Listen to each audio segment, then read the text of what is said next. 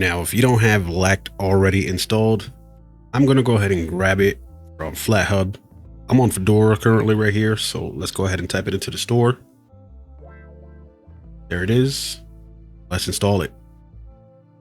Now we'll just open it up. It's going to ask us to auto start the service at boot, and we're going to hit yes. Type in your password twice. The service has been started and it wants us to run the program again. And here is LACT. It's going to give you information about your graphics card in the first page, but the more important one we want to touch upon is OC. Let's click on OC. Now, depending on your card, it's going to let you know to enable overclocking. This is the first thing we want to do so that we can undervolt our card. Because currently, the only thing we can control, power usage, and I guess some built-in performance tuning. Thermals is another thing we could control here as well. We can go ahead and create fan curves here. Now, what I'm going to do is I'm going to enable AMD overclocking. If you're in NVIDIA, I'm assuming it's going to say NVIDIA, Intel, same thing. Here, it's going to give you some information as to what it's going to create to enable this. I'm going to click on enable. Give it some time to create it. It's going to let you know at the very bottom, right where my mouse is, that it's completed.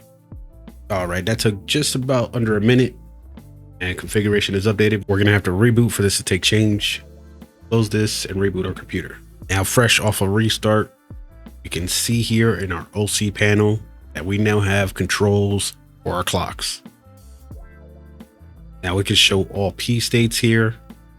And believe it or not, depending on the generation of your card, it's going to look different. Because on my 9070 XT, which I will show you in just a moment, it looks absolutely different, and you can only control a few parameters compared to what I see here with my Vega 56.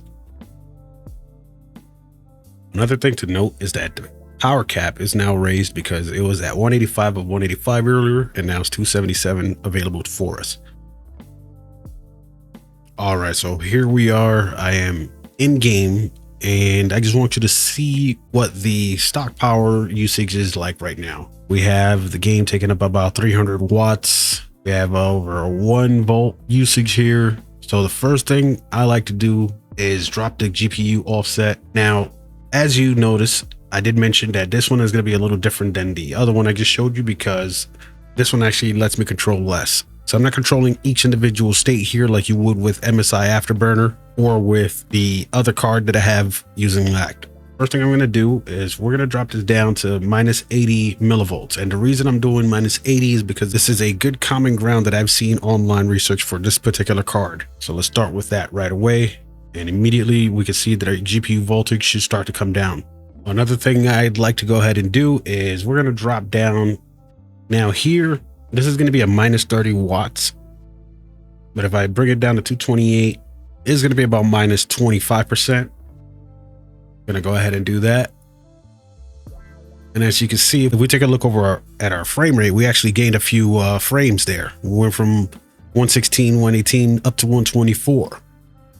But this is another thing to keep in mind. We also just dropped down to about 220, 230 watts, losing no performance. The game is on 1440p with everything maxed except ray tracing, and we're on native FSR4. Right here, another thing I'm going to do is we're going to raise the maximum VRAM clock about 2800 because that's what this card can do.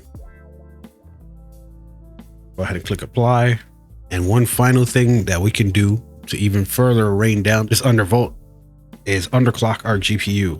We can max this out to minus 500 because it's not going to let us go further than that. We take a look on the left hand side. We're sitting at around 125 FPS. Click apply. And as you can see, we're still about 125 FPS. It's on the lower side, but still almost no performance has been lost. And we're down to about 220 watts with less than 1 volt being consumed. Our temperatures have dropped down to about 50 C. And so this is how you can experiment with undervolting your graphics card using LACT. This is straightforward and pretty simple, and undervolting is generally safe for your component. Overclocking will typically do more damage than undervolting would.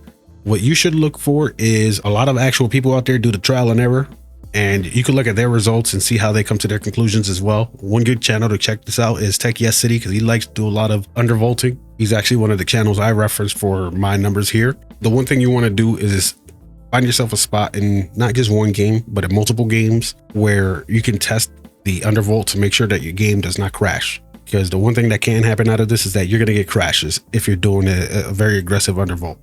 Let's just recap real quick. The one thing you want to do is find yourself a nice spot. Take a look at the frame rate. Let's start with the offset. Then you can start lowering other things like the power. Finally, the thing I did last was drop the GPU clock. With these three things combined, you're going to drop the power and temperature while still maintaining performance. So if you found this video helpful, don't forget, give it a like, subscribe for more. Let me know down below if the undervolts worked for you and how much power you'll be saving. I want to thank you all for watching, and I'll catch you in the next one.